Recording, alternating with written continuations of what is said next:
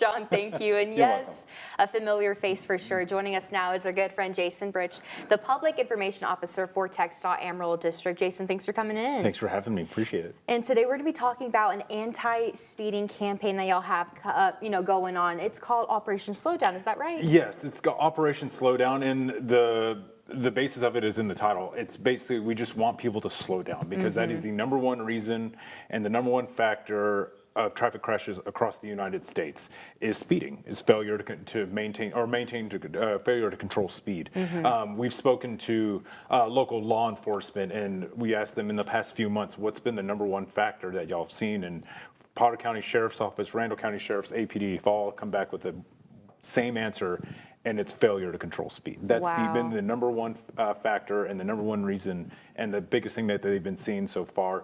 And so that's why we really want to spread this message. We wish we didn't have to, but it's something that is still happening, and it's one of the most common types of crashes that's happening across the state of Texas, and of course right here in the Texas Panhandle. Just last year, there was a little bit more than 2,600 traffic crashes where speeding was a contributing factor in those crashes. There was 24 deaths and 131 serious injuries. Had the factors changed, those numbers could have been higher, but also they could have been lower. So we just really want to get the word out to people that there's no reason for this to happen. We do understand things do happen and that are out of their control, but this is a choice. Speeding is a choice that people make.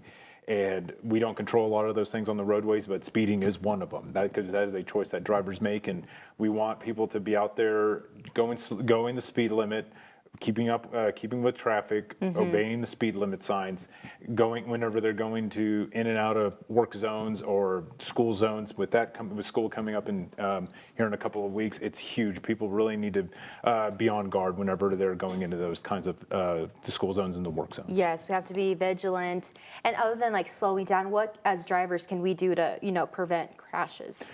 Pay attention. Put your phone down. Unfortunately, that's another big factor. When we've talked to local law enforcement and across the state of Texas as well, is distracted driving, which that can also lead to speeding as well. Put your phone down. There's no reason for it. If you're the driver in the car and you have your eyes on the phone, then who's driving?